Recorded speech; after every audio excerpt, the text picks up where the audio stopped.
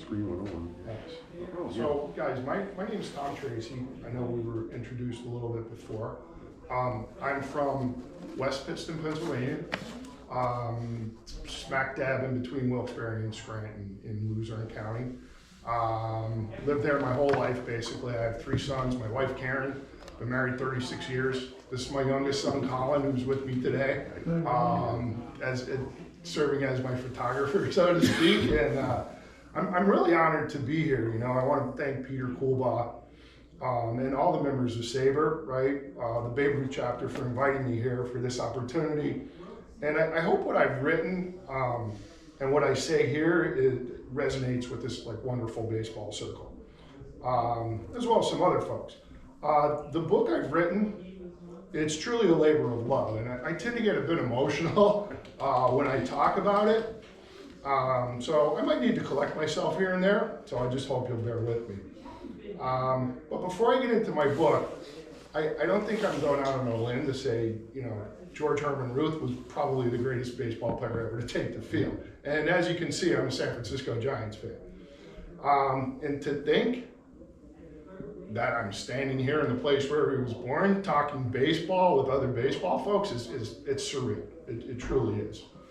I wear my 37-year-old battered Giants jersey, had it since '89, at the behest of one of our SABR members in Pittsburgh at Forbes Field.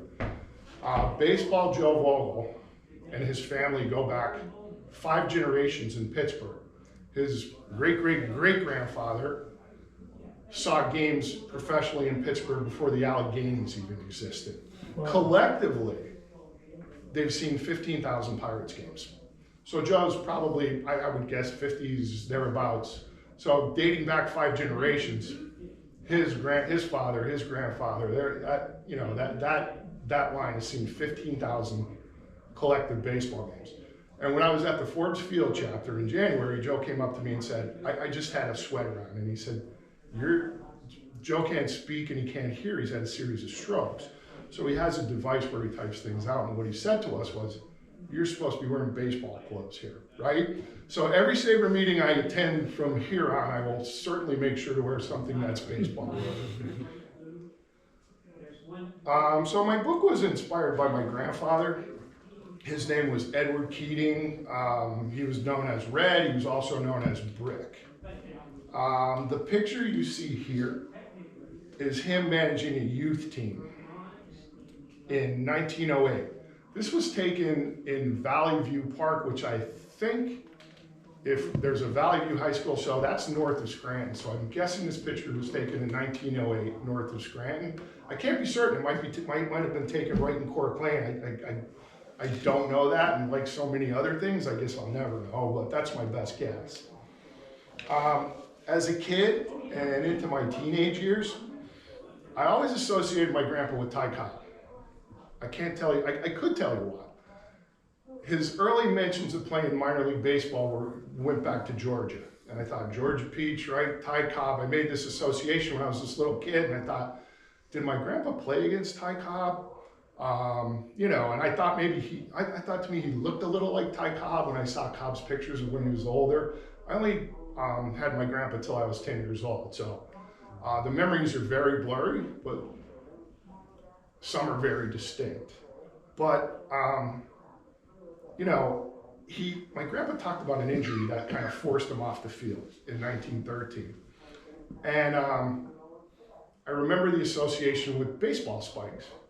And I thought, you know, like Ty Cobb, did he get spiked? And that's, you know, what caused the injury. I wasn't certain. Spiked by Ty Cobb. Yeah, but, you know, Ty Cobb, Sam Crawford actually stuck up for Ty Cobb, right? He said, Cobb never tried to spike anybody. He said, the baseline belonged to the runner, and it was up to the fielder. The fielder it was his responsibility to look out for the runner, right? So Sam Crawford actually stuck up for Ty Cobb. But, you know, when I had this association of Cobb with my grandfather, my mom always said, oh, he always reminded me of Casey Stengel. And then when I looked at pictures when my grandpa was older and Casey Stengel was older, I thought, yeah, I could see that resemblance. So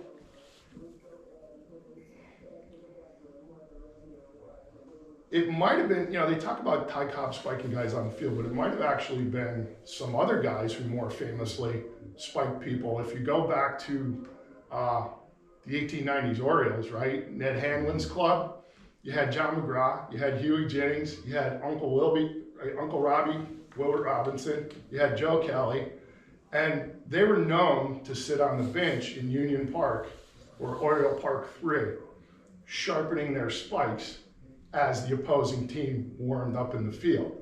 So Cobb didn't really start it. I think it was Ned Hanlon's Orioles who maybe had that reputation for being a really tough team.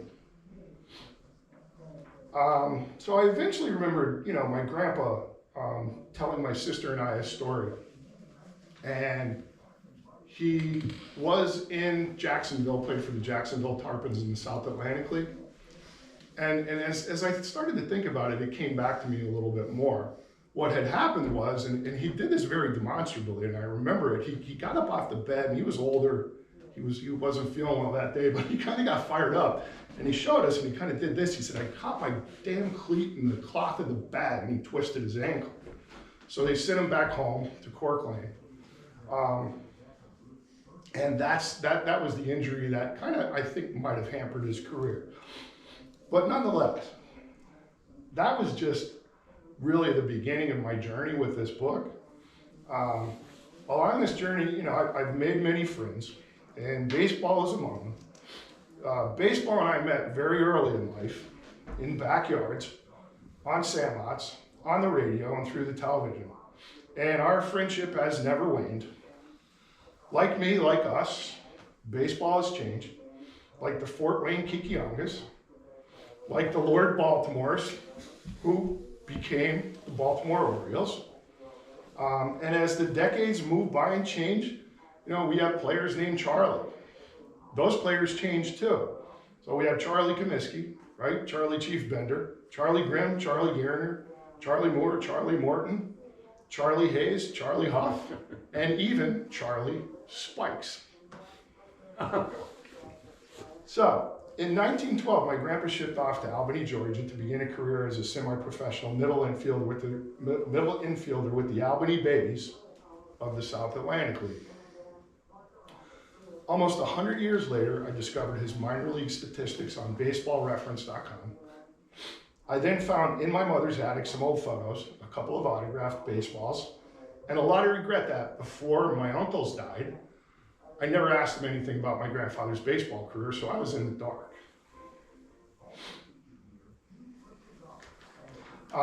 What I knew kind of came from the horse's mouth and those little experiences with my grandfather and my sister when he was still alive. So then what I did is I sifted through hundreds of newspaper clippings journaling my grandfather's life from the 1910s through the 1970s. The articles painted a compelling picture of my grandpa's baseball travels in northeastern Pennsylvania diamond leagues. Games between small-town teams drew huge crowds and legions of press. I mean, sure, the area produced National Baseball Hall of Fame inductees named Bucky Harris, Christy Mathewson, and Huey Jennings. But I'd see names in box scores, and I wondered about other guys.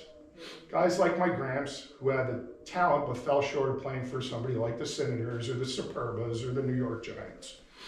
I also found a lot of connections between my grandfather and some big league players. In that era, the big leagues were often a step away for local guys who had the necessary skills.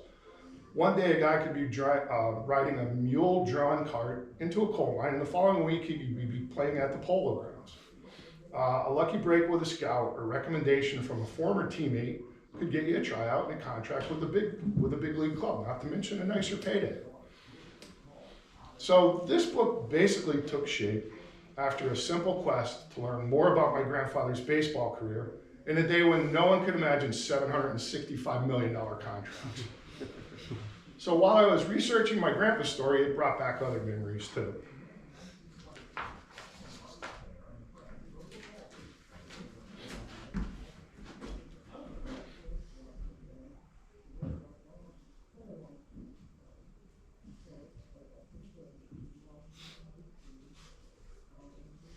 So the book that I've written is basically has three elements to it.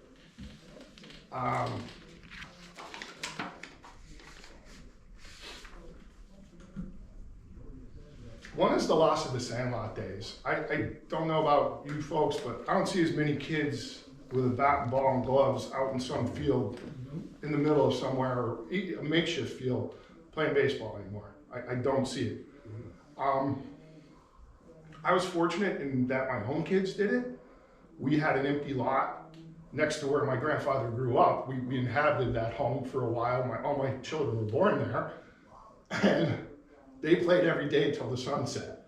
I haven't seen it too much lately. You know, they went out to play Little League and some teeners ball, but you don't really see it anymore. So I thought about my own Little League days, and my own days on the Sandlot with my brother Ned. My brother was about 6.5 years older than me. So he'd allow me to play with him and his buddies on a field which we called the GI field. The GI field was a place where men who were coming or going to war were processed, and there was a small building there. So the field that we played on adopted that name. We called it the GI for short, right? So it was a scraggly type of field. It was kind of a bare bone, diamond-shaped, roughly type of field. There was a bunch of witch grass in the outfield that was never maintained in any way, shape, or form. We used whatever we could find for the bases, but my brother let me play there. It was a decent size, so you could play a decent game of ball there. So off to the right, there was a ravine, and there was a flow of water through there. And what I was always told was that it was raw sewage. Yeah, I mean, whether it's true or not, could be, might not be, I don't know. But my brother, I was 9 years old or thereabouts, and I didn't have my own bat because, you know, my parents were blue collar folks. I barely asked them for a baseball, let alone a baseball bat. So any bats I used came from the Little League team. But my brother's friends had bats. They had these big war clubs, right? They had these Louisville Sluggers that were 33 and 34 inches and weighed a ton. They were splintered at the barrel. They were taped up with black electrical tape and maybe a box nail to piece the handle back together. I couldn't swing that thing, right? So I couldn't pull the ball. So if you didn't pull the ball when you were a little kid, what happened when you use one of these big bats is naturally you're gonna hit the ball off to the right. So I would hit the ball in the sewer, and my brother, of course, would say, "You're getting that." And you'd have to kind of gingerly make your way down the bank. And if you were lucky, you found that it didn't get in the water. But there were times, and you know, my book kind of recounts this, where I had to kind of go in and pluck the ball out. And then by the time you plucked it out, the ball was waterlogged. So you can't really play baseball with a waterlogged ball. You can try, but it really doesn't work. So he chased me home, and you know, those are some of the things that I remember about, you know, playing on the Sandlots with my brother. We played in the schoolyard. Different kind of game on the pavement. We had a rubber ball where we played fastball, and there was a square kind of etched out, and that was your strike zone. And if you were a little kid and the guy pitching was a bigger kid and he threw a strike and it landed outside that zone, they'd say, "Hey, that was a strike," and you couldn't argue because you'd probably get in a fight, which you were going to lose, right? Because we were just little guys. One day I had an encounter with a neighbor, not unlike the movie The Sandlot. The ball got hit in her yard, and she wasn't too happy about it. She threatened to call my mother, but there was more to the story than that. And I immediately thought about St. Michael's, which was a school for incorrigibles, like the man who this museum honors, right? So not unlike St. Mary's, St. Michael's was maybe the northeastern Pennsylvania equivalent of St. Mary's in Baltimore.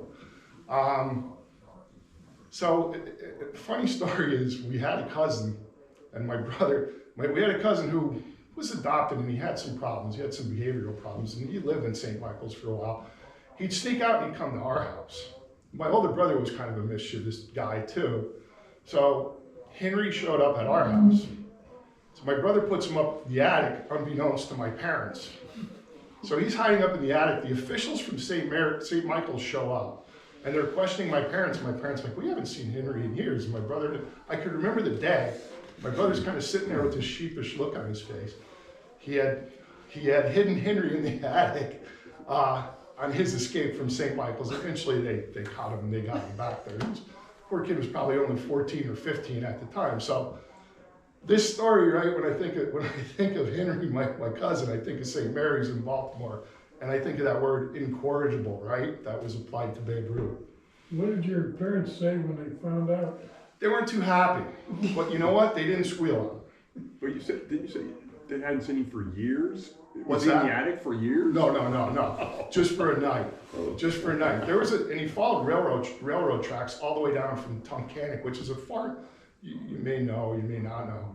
It's a pretty far jaunt to Pittston, but the tracks eventually led there, and he knew this network of tracks would lead us right back to the Cork Lane homestead. Pretty interesting stuff. So, Then there's, there's the loss of the semi-pro league and the industrial league. My grandpa went to play with the Albany Babies, and that's this picture has been preserved since 1912. It's as you see it. It's not square, it's kind of torn off, and it's misshapen, but it still exists, as does the one from 1908. But my grandpa played in a lot of leagues in northeastern Pennsylvania, from Carbondale, Pennsylvania to Exeter, Pennsylvania to Larksville. Scranton Miners, he played for the Wilkes-Barre Barons, had little stints here and there. But those leagues don't exist, as you know, those leagues don't exist anymore. But what these guys did, on Saturdays and Sundays, there was 2,000-3,000 people at these games. They made a couple bucks. The gate, it was 25 cents to get in or whatever it might be. And the players split the gate, and there was a lot of side bets going on in the stands, for sure, because umpires needed protection. The suburban league, which I'll get to in a little bit, required 2 policemen at every game. That was league rules. Why? Because these guys bet on the game, and if the umpire made a bad call, he was in serious trouble. He had to get escorted off the field, so 2 policemen at every game. But we don't see that anymore. Those days are gone, so I'm trying to recapture that. And, the other thing is, it's a bit about a loss of innocence for me as you grow up. You don't see through those rose-colored glasses anymore as you become an adult. So as you transition from the Sandlot and Little League to this kind of your teenage years and beyond, things happen, and some painful things, and this book has a lot to do with my brother. I hated his guts growing up. 6.5 years older, and the Sandlot thing is like one example, right? He used to teach me, try to teach me how to hit, but he didn't have any patience. He'd just say to me, pull the damn ball. Can you pull the ball? I'm like, not with a bat like a war club, I can't. But he was really an annoyance to me until we got older and we grew up, and things changed a little bit. So the third part of the book is a lot of memories about my brother as well and growing up with him.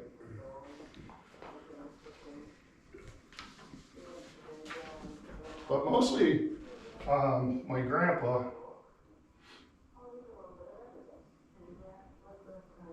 This is a little bit of a timeline.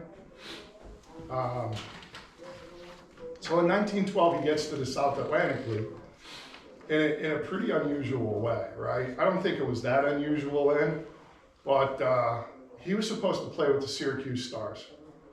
He had a deal signed, and he had a proposal to go and play in Albany, Georgia, as I've heard it's pronounced. And so he winds up in the South Atlantic League. Takes a train, makes his way down there with plenty of stops in between. And the one obstacle he had was his father. My great-grandfather was known as the Squire. He held political office in Cork Lane, Pittston Township for 44 years. He was the tax collector, he was the justice of the peace, and he was also the coroner. And he was a very prominent politician in Luzerne County politics. He was friends with Al Smith, who ran for president. Big guy in stature, scary guy according to my mom. And that's all she really remembers was his voice, his booming voice, and the fact that he was kind of an intimidating guy. So my grandpa had to figure out, how am I going to get this past my father, because he, was kind of tough to hoodwink. Eventually, the book tells on how they figured out a way to get him out of playing with the Syracuse Stars and get him to Albany, Georgia. So, one anecdote about my great-grandfather was there was always a lot of Irish, in those days, in the early 1900s, Irish-Italian animosity, because those were the two major ethnic groups where he lived. And the story goes that there was an Italian gentleman who committed a crime. They came with a posse to the office to be arraigned, and the guy gets in to my great-grandfather's office and he pulls a gun. And he starts shooting, as the story goes, starts shooting the office up until he was subdued by my great-grandfather and my great-grandfather's constable, right? So in 1913, my grandpa winds up with the Jacksonville Tarpons, right? And he did something that I'd like to think was maybe fodder for a lot of other ball players. So SABR member, I believe Michael Halpert did a study on incentive contracts in baseball, right? So he actually looked at 1914, and what he did was he figured there were probably maybe 3 incentive contracts based on performance, right? And as we know, those things are pretty popular today, right?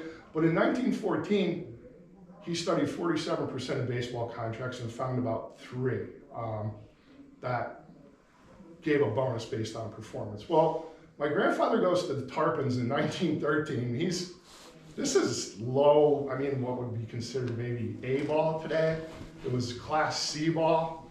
He says to the Tarpons, he says, I'll tell you what, give me $165 a month and give me a bonus based on my stolen bases. I guarantee I will lead the league or be in the top 5. So the Tarpons told him to take a hike. He wound up the next year with Chillicothe in the Ohio State League.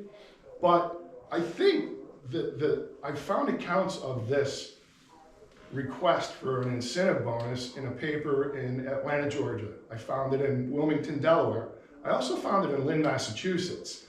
So my grandfather didn't really have any affiliations in those areas, but the newspapers reported that he proposed this to the Jacksonville Tarpons, which I find unusual. I could see it being reported in the Wilkes-Barre-Scranton area, but not necessarily in these communities that were 900 miles to the south or a few hundred miles to the north in Massachusetts. So I think he gave other ball players, when Babe Ruth would get paid on his home runs eventually, $50 from the Yankees per each home run, I think he might have gave these guys something to think about, who knows.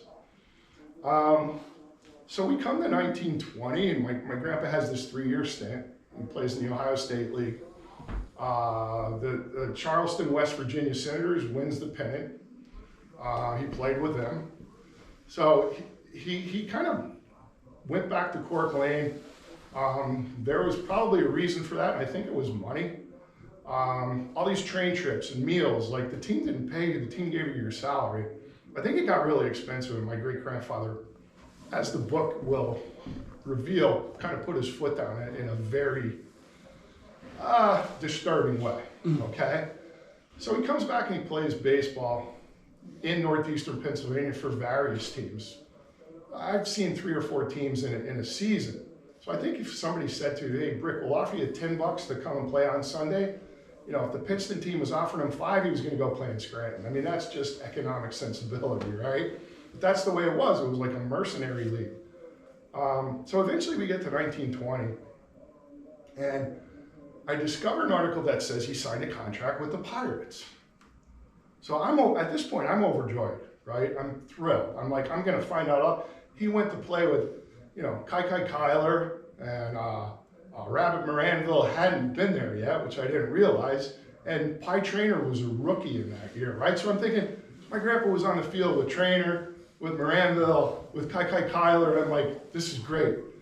I could find nothing else about it. I found 2 articles that mentioned it, and the trail goes dead. I have no idea what happened, right? So in that year, the Pirates traded for Rabbit Moranville. Howdy Catton was Honus Wagner's replacement. Howdy Catton was, there's an interesting story. He was a bat boy, I believe in Des Moines, Iowa. Don't hold me to that. But they grabbed him one day because they only had 8 men for a team, and Howdy was a 12-year-old bat boy, and they said, we're gonna stick you in the field because we need to round out this team. Legend has it that a 12-year-old Howdy hit a home run to win the game. And he goes on to play for the Pirates. He was Honus Wagner's replacement player, right? So the experiment didn't work out. By 1920, Howdy was on his way out, and the Pirates traded for Moranville. And that could be why they didn't approach my grandfather any further. I also found out my grandfather was in a car accident, that he hurt his hand. It may have been his throwing hand, I don't know which. He had a 2-year-old son at the time, and maybe my grandmother said, you know, Brick, this is enough, no more of this baseball stuff, especially in Pittsburgh where he'd be gone 6 months a year. So at age 57 or thereabouts, late 50s, he revives the Suburban League, which was Greater Pittston area, Exeter, Duryea, Avoca, and teams like that. So, you know, the war kind of killed a lot of leagues, and that was one of them. So he remained president of that league in 47, and he kind of kept it afloat after that.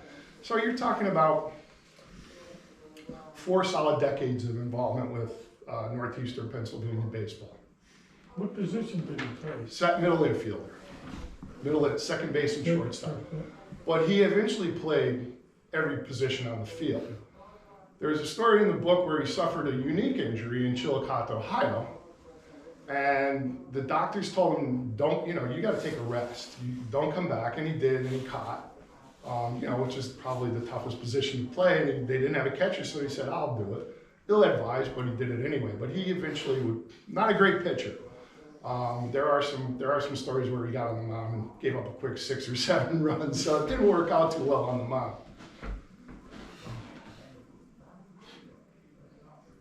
How did he get his nickname? Well, Red, most people call him Red. Brick, I really don't know. I'm not because of Brick is red. My grandpa was also an amateur boxer. My mom never wanted to believe it. And she's like, oh, my father would never get in the ring with anybody. He did. He fought probably 20 amateur bouts. He refereed many, many bouts in Scranton. And he promoted fighters, like local kids who grew up in Pittston Township in Cork Lane.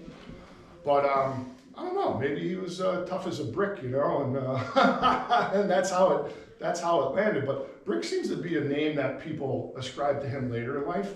Red was the early name because he had red hair. So these are a few of his buddies, and I call this Major League Baseball friends. And this is, I've uncovered a lot of family photos. This is by far my favorite, and it just has a vibe to it, even though all I can see is my grandpa's backside, right? He's running away. Michael Neal and a gentleman named Hank Davis. So I'll get to Michael Neal in a bit, but my grandpa and Bucky Harris were very close. So Bucky would play second, my grandpa would play short for a team, Pittston's Holy Name Society, as well as a team in Houston, Pennsylvania, which is neighboring to Pittston. Bucky obviously went on to Hall of Fame career, right? But he never forgot where he came from. He would come back to Pittston and, he'd kibitz with my grandpa a little bit. And he gave him I cover it again in my book. He gave him a little treat later on in Bucky's career after he was done with the Senators, when he was a GM, actually assistant GM for the Red Sox. So there's a nice little story about that. But that was the thing that was always the story in my family. My grandpa and Bucky Harris, my grandpa and Bucky Harris. I didn't know about these other guys until I started researching. So Huey Jennings had last year with the Detroit Tigers as a manager was in 1920. So who was training my grandpa for the Pirates opportunity but Huey Jennings? They'd go to the YMCA every day and get fit, and then all of a sudden, like I said, that trail stops. But Huey Jennings was from Pittston. He was born in our backyard. He practiced law in Scranton. So in the off season, he was a lawyer. And for all these years, he played obviously with the Orioles here in Baltimore, Huey Jennings did. Was part of that team with McGraw and Ned Hanlon and Joe Kelly and Wilbur Robertson. He was part of that club in the 1890s, the guys who sharpened their spikes on the bench, right? So Huey trained my grandpa for this opportunity with Pittsburgh that never materialized. Mike O'Neill and Jack O'Neill and Steve O'Neill and Jimmy O'Neill, they're part of four brothers from, they are four brothers from Manuka, Pennsylvania, which is now officially incorporated into the city of Scranton. And all four of them made the major leagues, not unlike the Delahanties, right? Steve was by far the greatest success. How were you able to identify your grandfather in that picture? Well, when I got the picture from my cousin Paul, who's probably 10 years older than me, it says Red Keating right there. Oh, yeah. Yeah. And then this is how the picture came. Oh. So Hank Davis is a guy who played a lot with my grandpa, but Mike O'Neill played for the Cardinals, and they were the first brother-to-brother battery mate with the Cardinals back in the early 1900s. Mike O'Neill and Jack O'Neill, and they spoke fluent Gaelic. Yeah, so they came right from Ireland. But the O'Neill brothers are famous in Manuka, and I kind of feel like the legend's starting to fade. So the Manuka Blues were a team of 12 to 15-year-old kids who didn't have a lot of power in their game, but they bunted, they slapped at the ball, they got on base, they stole. They were these little pests. And it says that, the Scranton paper says they were nationally renowned. Now, whether that's spread to the Pacific Coast League or not, I don't know. But they beat a lot of teams from Carbondale down into Hazelton, and they played, a beautiful brand of ball, small ball maybe, But the O'Neill brothers, Jimmy and Steve, played, as well as Chick Short and Mike McNally, who I'll get to in a little bit. But this old timers game, in my mother's attic, I first found what I thought was a coffee mug, and it had 1937 Holmesdale, Pennsylvania, old timers game. And I'm like, okay, that's kind of cool. And it's in beautiful shape. I have it on my bookshelf at home. And then I found this picture to complete the scenario. So here's guys, the first old timers game in Yankee Stadium was in '47, right? At the foot of Mount Joe DiMaggio, when all the guys came back. Ruth and Earl Combs and whoever else there might have been at that first gathering, came back for that old timers game. But this is 10 years before. This is 10 years before that 47 Yankees old timers game. These are just guys who love the game. They never got it out. They're out there playing ball. Mike O'Neill in this picture is almost 60. My grandpa is 46. Hank Davis probably somewhere in between. But, they would be opponents, they would be teammates, and baseball was just in their blood. And I mean, this photo for me, right, it just exemplifies the still beauty of baseball, right? It quietly but vividly proves to all of us who understand the love for the game, a kid's game, that love just never dies.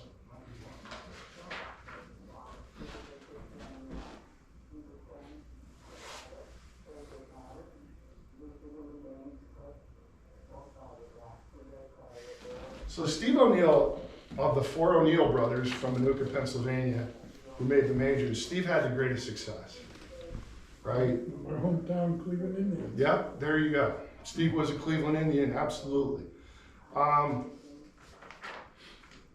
Their oldest brother, Pat, managed the Manuka Blues. Pat, there's not a lot of talk about Pat playing ball, but what he wanted to do was keep these kids out of the mines, right? Because that's where eventually most of the people wound up working in the mines, and young kids as breaker boys. So after they did work in the mines, so after their shift, they'd have practices. And Pat was kind of from what I understand, was kind of a stern guy and kind of a tough guy. And they said it's in Manuka, they didn't need a police force. Because if you got out of hand in Manuka, Pat O'Neill, you'd have to face his wrath, not necessarily the police. And Pat's wrath was worse than any police consequences that there could be, right? So Steve was known more for his defensive skills.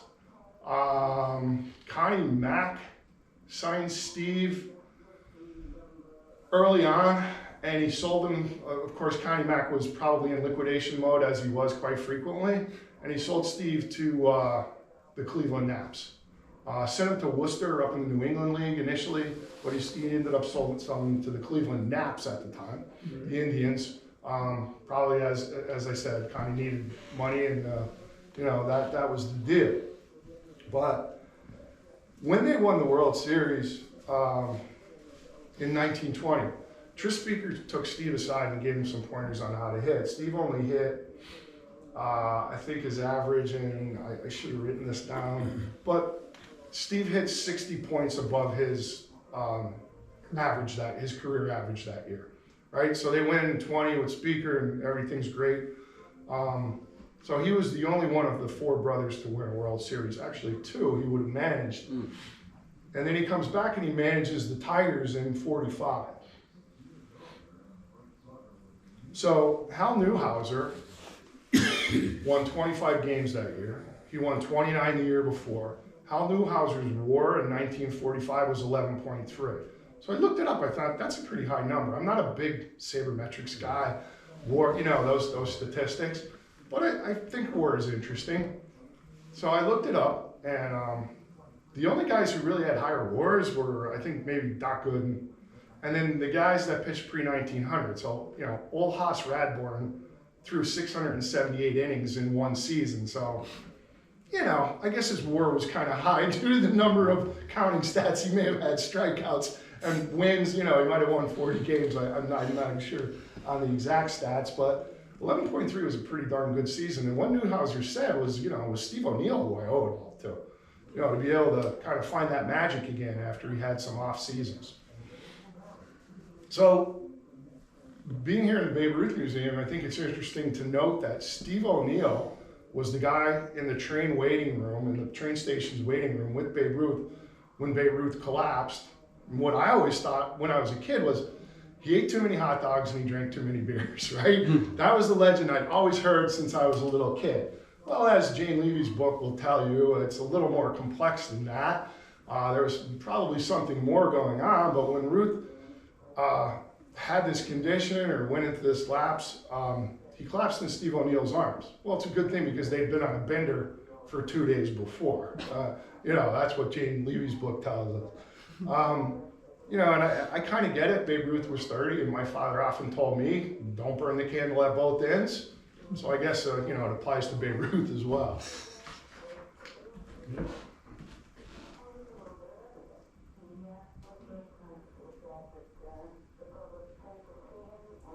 So Mike McNally, another member of the Manuka Blues, followed Babe Ruth from the Red Sox to the Yankees shortly after Ruth landed there. But they were roommates on the road, and Mike took him back to Scranton a lot, so they had some escapades. Mike almost wound up on the Tigers, but he called, he had got a call from Huey Jennings, or what we thought was Huey Jennings, one day to come try out for the Tigers, and his teammates had insisted it was a prank. That wasn't Huey Jennings. So what Mike does is he calls Huey Jennings' office and he says, hey, do you have a meeting set up with a guy named Mike McNally from Scranton for a tryout? And Jennings goes, yeah, I do. But he goes, I have a murder trial. And he goes, I'm going to have to postpone the tryout. I don't know when I'm going to get to it. So as I told you, Huey Jennings was a lawyer, right? So he had a murder trial in Scranton. At that point, they convince Mike McNally to go play in Utica under Mike O'Neill at the time, who was the Utica manager in New York Penn League. So Mike goes off, he never becomes a Tiger. I don't know what happened with the Huey Jennings story, but that was his start in the league. He goes to the Red Sox, he follows Ruth to the Yankees. Mike's most famous moment was stealing home in the 21 World Series, right? So my grandpa was the master of ceremonies for many sports banquets, Luzerne and Lackawanna County. He was good friends with Mike. So he could get away with saying this, I don't know how many else could, but at a banquet, one of Mike's fellow Manuka Irishmen asked, Mike was a light hitter. He didn't have a lot of extra base hits, mostly a singles hitter. So this gentleman asked my grandpa, how the heck did Mike get on third anyway? He goes, did he hit a single, a double, a triple? Did he make a single? Did he make a double? Did he make a triple? And my grandfather says, no, he made a novena. So, in Irish Catholic Scranton, that joke, got a lot of laughs. And he hung out with the Babe in Scranton, and they were a contrast in sizes. Mike was probably 5'5", and of course the Babe 6'2", 225. You know, this gargantuan man, palling around with Mike O'Neill like you know, Mutt and Jeff. So the story also goes that when Mike would take Babe to Scranton establishments that Babe favored, Mike kept a clipping, newspaper clipping in his breast pocket of the day he pinch hit for Babe Ruth. So each gathering they'd go to, Mike McNally would pull this out and he'd read it, and finally the Babe said to him, look McNally. He said, you pull that clipping out one more time, I'm gonna shove it down your throat. He had enough of McNally, this little guy pinch hitting for him, right? So that's one anecdote that's in the book as well.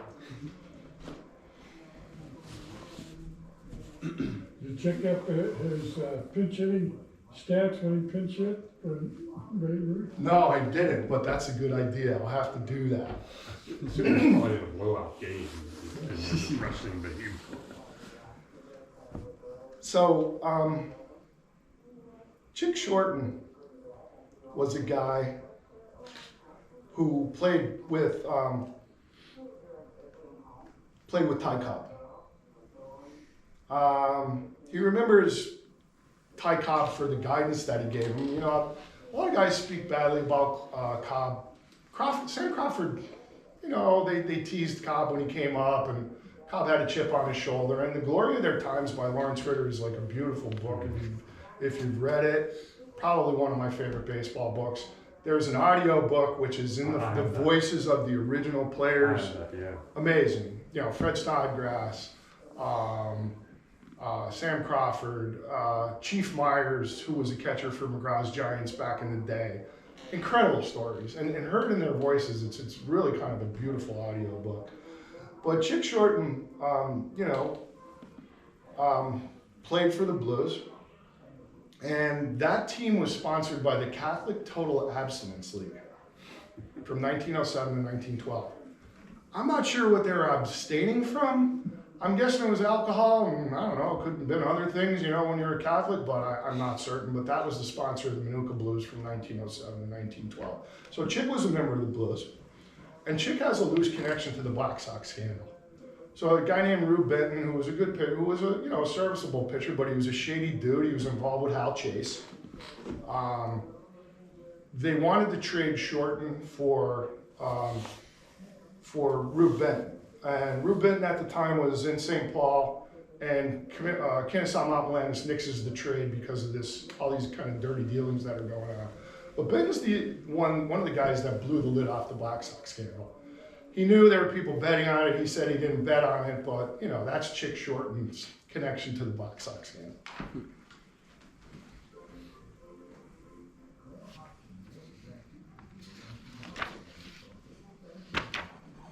And then there is this man. So there's many anecdotes, and as I was telling Peter Coolbaugh before, I like to think I've researched enough books, I've read enough books. I don't know that some of these stories were ever told. I don't want to reveal them here. I can give you one, but there's some things that happen in and around the Scranton-Wilkes-Barre area that I don't know that are in any biographies, because I'm guessing maybe, I know Jane Levy researched the Scranton paper because she has a headline from the Scranton Truth, I believe. But I don't know that when, you know, Creamer did his biography that they looked at these newspapers, because there's some interesting stuff that happened with Babe Ruth and Scranton.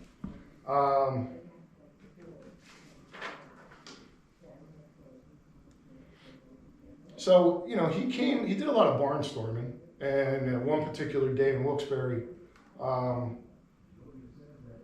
there was a crowd of kids. You know, tickets were given mostly to kids, and most of them were skipping school. And there was a whole other crowd of kids, and Babe persuaded the gatekeeper to let all these kids in the park because they didn't have tickets. There was only 1,000 tickets handed out. My grandpa's teammate Bill Munday on the Portsmouth Pirates, and this is something I think is pretty cool to me. Bill Munday gets with the Red Sox in 1915, right? He's one of these guys who just gets a cup of coffee, gets up to the majors. Who shows up the next year? Babe Ruth, right, in 1960. So Monday's one season away. And there's a guy named Frank Kane, who my grandpa played with also.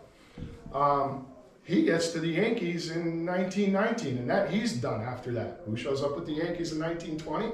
Babe Ruth. So I think about these people, like as I stand here and have these associations, like could you imagine saying that you played with Babe Ruth?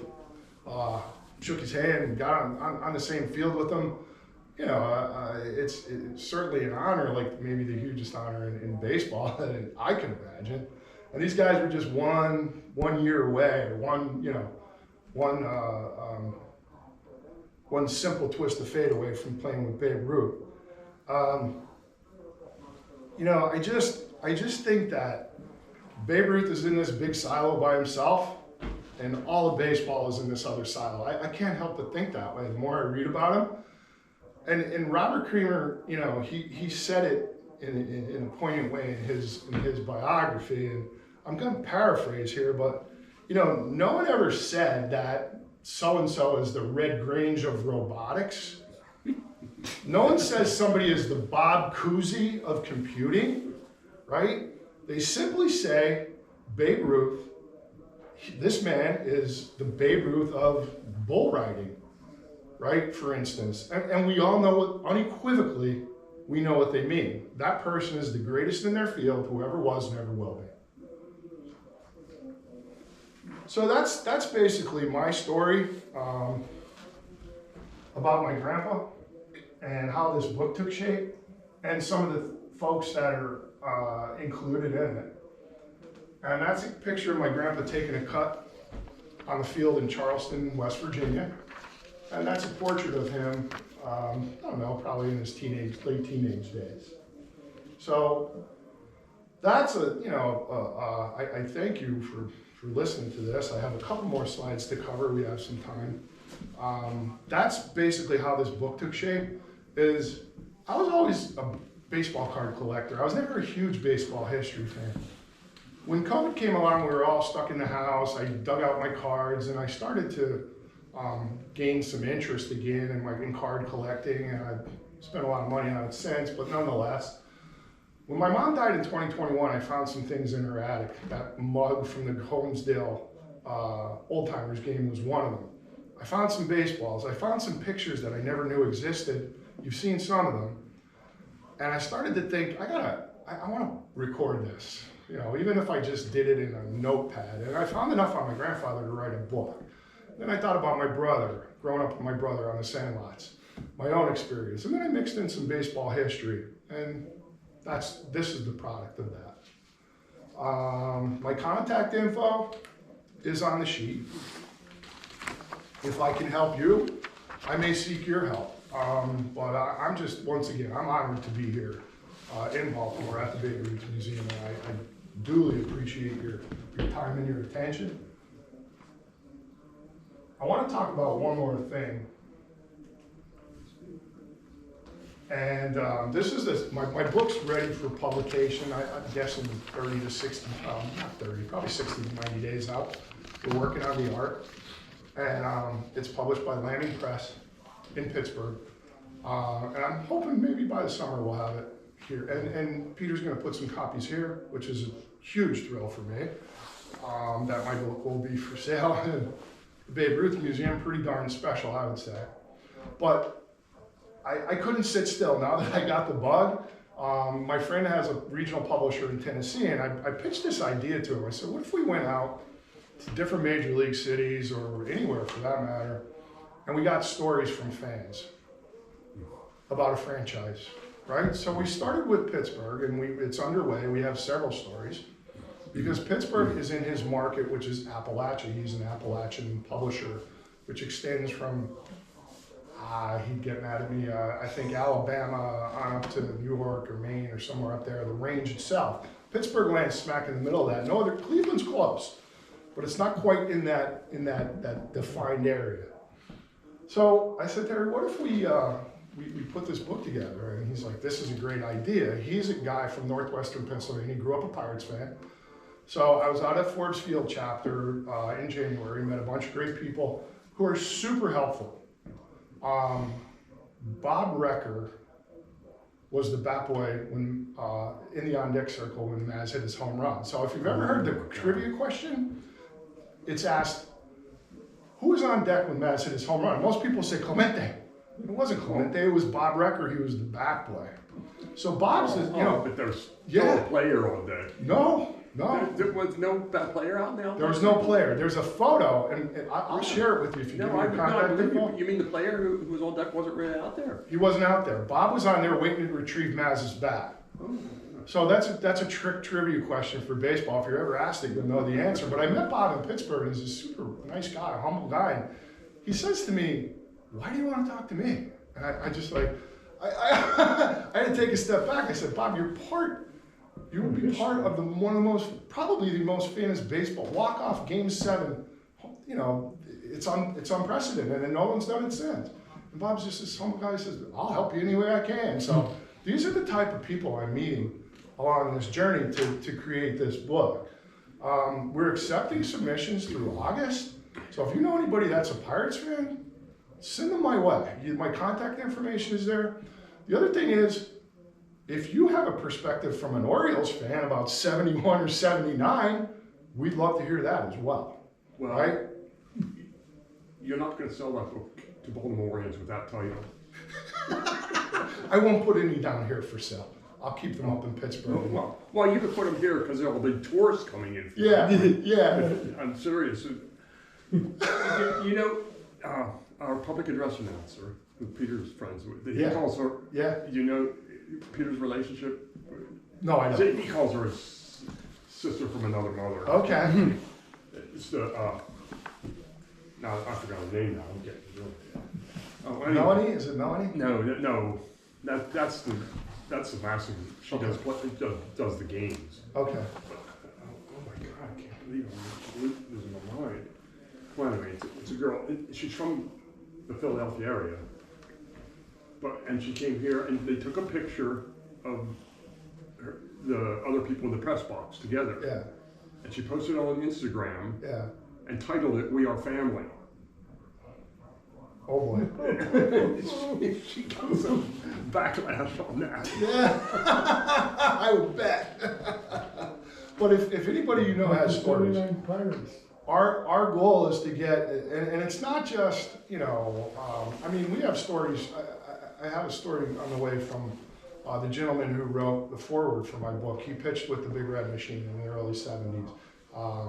So he's going to give us a story. He grew up a Pirates fan. He goes to pitch for the Reds, so he's going to give us a story.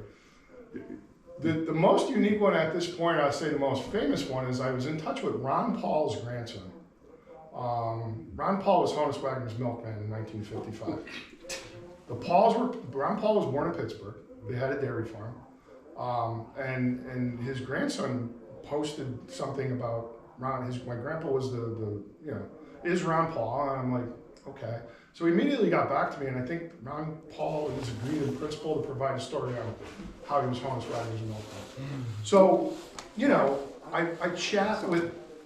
Oh, I'm sorry. I'm sorry, Jeff. I chat with Lloyd and Paul Wayner's grandnephew probably on a weekly basis. I'm going to talk to Pauline Cook Pryor, who lived in the Wayner homestead in Harrow, Oklahoma in the 1920s after the Depression, or in the early 1930s. Now, by that time, Lloyd and Paul were already in the majors playing for the Pirates, but nonetheless, I hope to have a great conversation. She's 98, and she's spry, and I hope to have a great conversation. So these are the types of things we get. Too long. What's that? Trouble with old people, you gotta get to them before they. This is true. But these are the types of things that I'm seeking to preserve, right? Because before you know it, like my grandfather, had I asked these questions when I was a kid, or even when I was a teenager, of my uncles, or maybe even my grandma, I would have known more. I could have kept a journal, but I didn't do it. I didn't even ask them later in life. I had kids, and I was married, and going out and having fun, and never even thought about this stuff until I got a little older. And it's like, time to record this stuff. Adrian Roberts is her name. Yeah. So we have some great stories for this book. I have a slide here on how to reach us. If anybody has a story, if you know of anybody, and we would, that angle from the Orioles to the Pirates and that animosity, that's a great story. So we'd love it. I was at both those World Series. Yeah. I didn't think of a story. So that concludes my presentation, folks. I'm grateful for your presence and your attention. I kept you awake for you know, a solid hour plus, so I appreciate it. Well, you mentioned Holmes Wagner a couple times. The first few years at Camden Yards, I've had a season ticket there with the Orioles for over 40 years. But the first few years, a guy had sat in front of me. We became friends with him, and he told me his mother or grandmother, I don't know which would fit, babysat Honus Wagner's kids. Wow, in really? Pittsburgh. No kidding. I would love to talk to that person. Well, I'm sure he's passed by now. Yeah. He was in his These are- late 70s. Yeah, right at that 1992. point. Yeah, but these are the stories I seek, you know. So, Trying to think. but thank you guys. Now, if you know something, my father grew up in a coal mining town about 50 miles south of Pittsburgh, between